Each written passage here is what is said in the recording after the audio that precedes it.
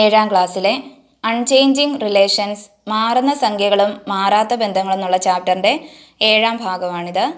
ഈ വീഡിയോയിൽ നമ്മൾ പേജ് 47 പ്രോബ്ലംസും ഇൻക്ലൂഡ് ചെയ്തിട്ടുണ്ട്. നമുക്ക് വീഡിയോയിലേക്ക് പോകാം.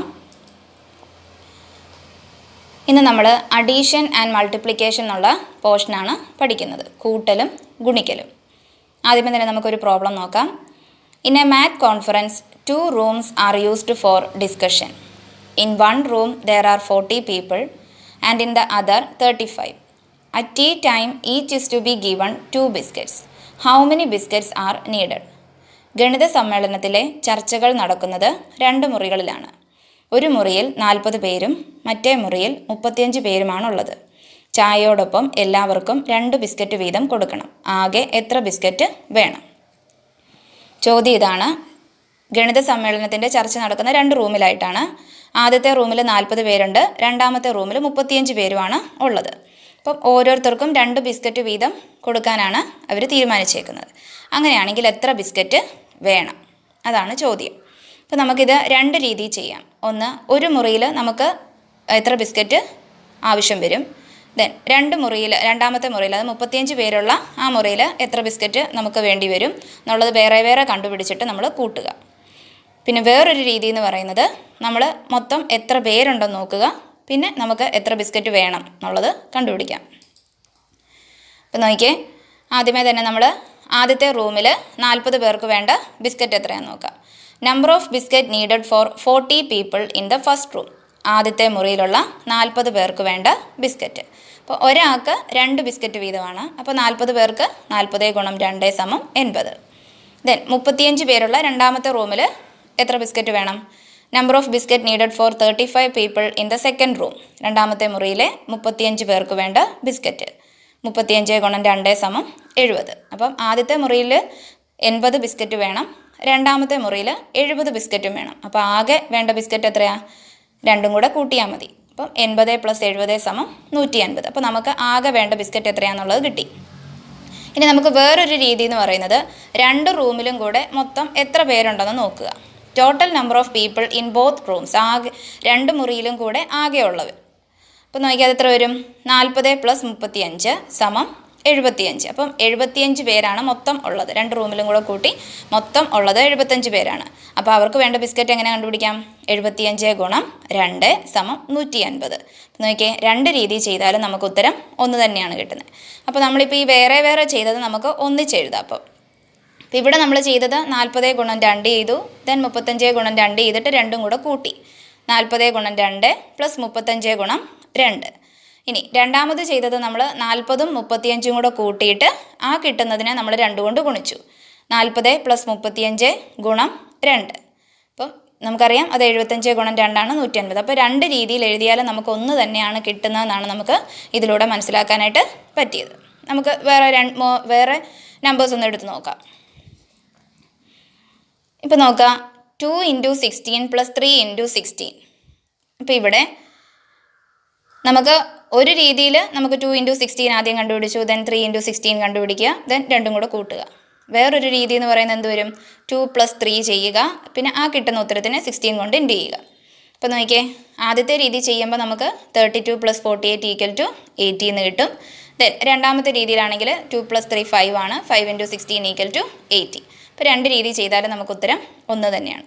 അപ്പോൾ ഇവിടെ നമ്മൾ നോക്കേണ്ട ഒരു കാര്യം ഇതാണ്, നമ്മളിവിടെ ആകെ 3 സംഖ്യകളാണ് നമ്മൾ എടുത്തേക്കുന്നത്. 2, 3, 16.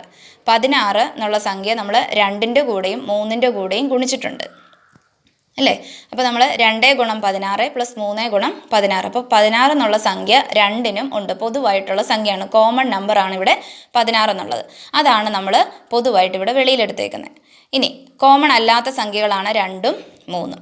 അപ്പോൾ ഇവിടെ നമ്മൾ മൊത്തത്തിൽ ചെയ്യുന്നത് രണ്ടും കൂടെ കൂട്ടുക എന്നുള്ളതാണ്. അപ്പോൾ അതുകൊണ്ട് നമ്മൾ ചെയ്യുന്നത് എന്താ? 2 + 3 × 16. അതായത് 16നെ നമ്മൾ വെളിയിലെടുത്തിട്ട് 2 + 3 ബാക്കിയുള്ളതിനെ തമ്മിൽ കൂട്ടിയിട്ട് ദെൻ 16 കൊണ്ട് ഇൻറ്റു ചെയ്യുക. അപ്പോൾ നമുക്കതിനെ പറയാം, multiplying 2 numbers by a number separately and adding give the same result as multiplying their sum by the number.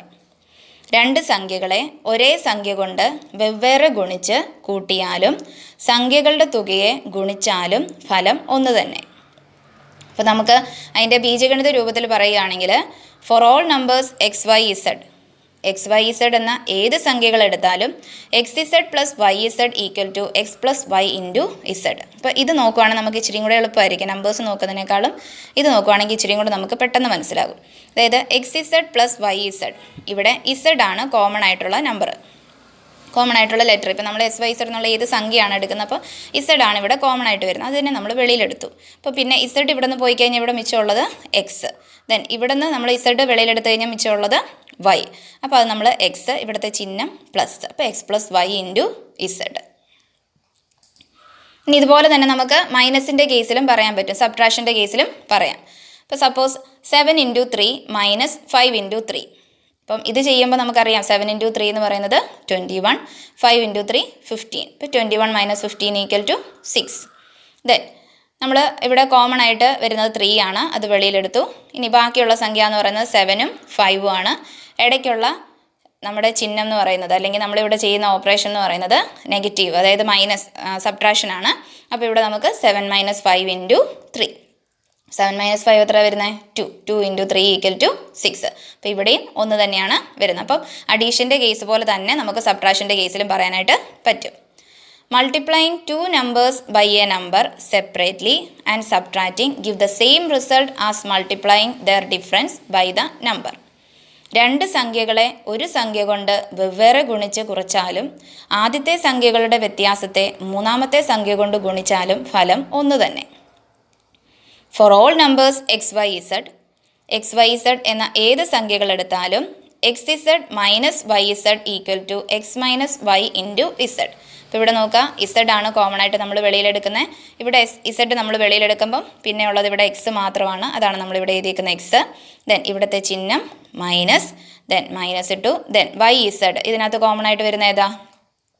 ഇതിനകത്ത് നമ്മൾ ഇസഡ് ആണ് എടുക്കുന്നത്. അപ്പോൾ ഇസഡ് വെളിയിലെടുക്കുമ്പോൾ മിച്ചമുള്ളത് Y, then X minus Y into Z. അപ്പോൾ പ്ലസ് ആണെങ്കിൽ ഇവിടെ പ്ലസ് വരും, മൈനസ് ആണെങ്കിൽ മൈനസ് വരും. ഇനി ഇത് ഉപയോഗിച്ചിട്ടുള്ള നമുക്ക് പ്രോബ്ലംസ് ചെയ്യാം. അപ്പോൾ പേജ് 47 പ്രോബ്ലംസ് ആണ്, ടെക്സ്റ്റ് ബുക്കിലെ പേജ് 47 പ്രോബ്ലംസ് ആണ്. അപ്പം ഈ രണ്ട് രീതിയിൽ, അതായത് ഈ രീതിയിലാണ് നമുക്ക് ചോദ്യം വരുന്നത്. അപ്പോൾ ഇത് ഉപയോഗിച്ചാണ് നമ്മളിനി ചെയ്യാൻ പോകുന്നത്. അപ്പോൾ ഒന്നാമത്തെ നോക്കുക, 63 ഇൻറ്റു 12 പ്ലസ് 37 ഇൻറ്റു 12.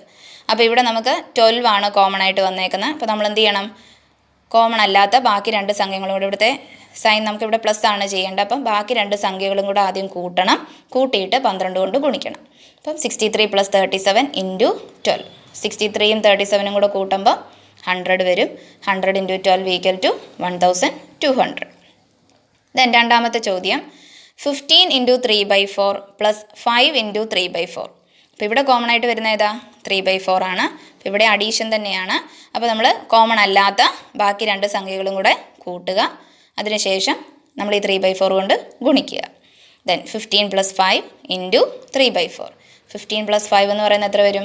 20 ഇൻറ്റു 3/4. അപ്പോൾ 20 ഇൻറ്റു 3/4 എന്നുള്ളതിനെ നമുക്ക് ന്യൂമറേറ്ററിൽ അപ്പോൾ എന്ത് വരും? 20 ഇൻറ്റു 3 ഡിവൈഡഡ് ബൈ 4. അപ്പോൾ ഇവിടെ 20യെ നമുക്ക് 4 കൊണ്ട് കംപ്ലീറ്റ്ലി ഡിവൈഡ് ചെയ്യാൻ പറ്റും, നമുക്കതറിയാം. 20 ഡിവൈഡ് ബൈ 4 എത്രയാണ് വരുന്നത്? 5. അപ്പോൾ 5 ഇൻറ്റു 3.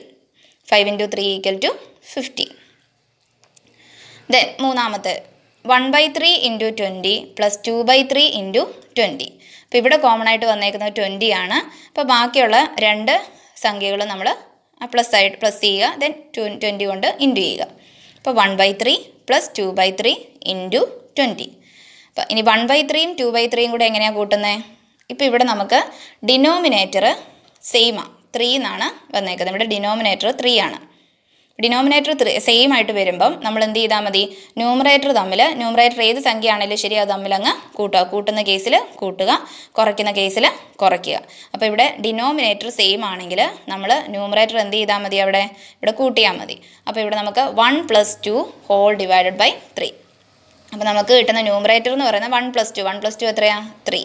ഡിനോമിനേറ്ററിന് മാറ്റമൊന്നും വരത്തില്ല, ഡിവൈഡഡ് ബൈ 3. ഇപ്പോൾ 3/3 ഇൻറ്റു 20 എന്ന് കിട്ടും. ഇനി ഒരു സംഖ്യ ആ സംഖ്യ കൊണ്ട് തന്നെ നമ്മൾ ഹരിച്ചാൽ നമുക്ക് എപ്പോഴും 1 കിട്ടത്തുള്ളൂ. ഇപ്പോൾ 3/3 എന്ന് പറയുന്നത് 1 ആണ്. അപ്പോൾ 1 ഇൻറ്റു 20 ഈക്വൽ ടു 20. ഇനി നമുക്ക് മൈനസ് വെച്ചിട്ടുള്ള സബ്ട്രാക്ഷൻ്റെ കേസിലുള്ളത് നോക്കാം.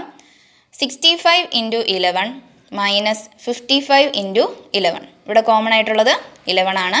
അപ്പോൾ നമുക്ക് ബാക്കിയുള്ള രണ്ട് സംഖ്യകൾ തമ്മിൽ ആദ്യം കുറയ്ക്കുക, ദെൻ 11 കൊണ്ട് മൾട്ടിപ്ലൈ ചെയ്യുക. 65 മൈനസ് 55 ഇൻറ്റു 11. 65 മൈനസ് 55 എത്രയാണ് വരുന്നത്? 10. 10 ഇൻറ്റു 11 ഈക്വൽ ടു 110.